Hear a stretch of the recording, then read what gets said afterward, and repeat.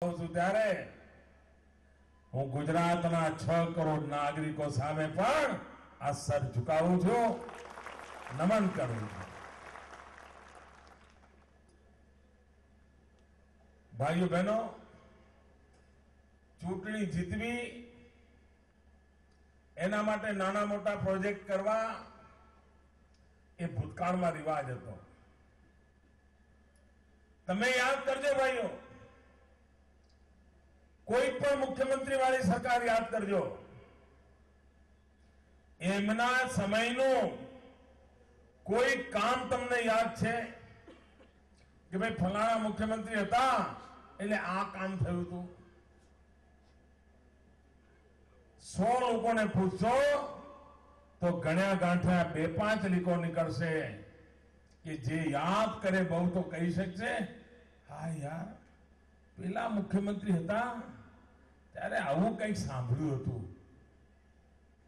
આજે ભાઈઓ બહેનો, ગુજરાતના અબાલ વૃદ્ધ કોઈને પણ પૂછો તો એ તમને સેંકડો કામો ગણાવી શકે કે આ સરકારે આટલા કામો કર્યા।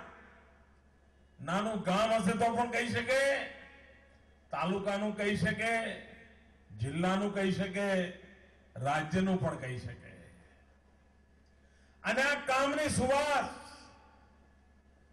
દેશ અને દુનિયામાં પ્રસરી રહી છે। ઘણીવાર ગુજરાત વિરોધીઓને તો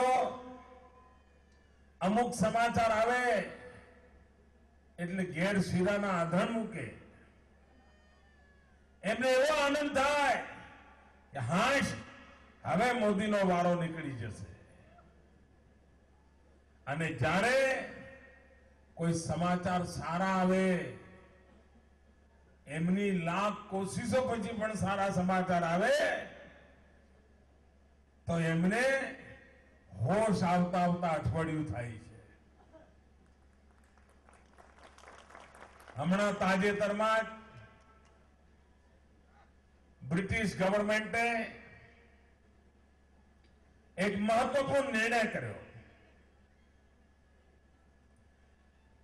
બ્રિટિશ ગવર્મેન્ટે ગયા 10 વર્ષથી ગુજરાત સાથે રાજદ્વારી સંબંધો કાપી નાખ્યા હતા।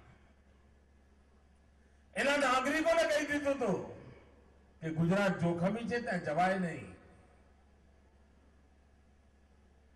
અને કેટલાક લોકોએ આ ઘાને પોળો કરવા માટે 10 વર્ષમાં કોઈ કસર છોડી નહોતી।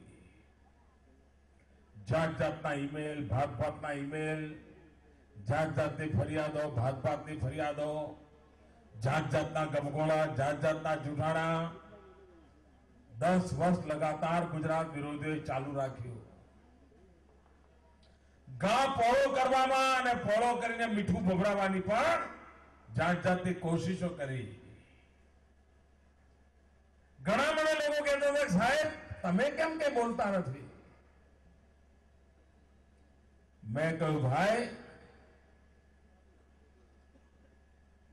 આપણે આપણું કામ કર્યા કરો,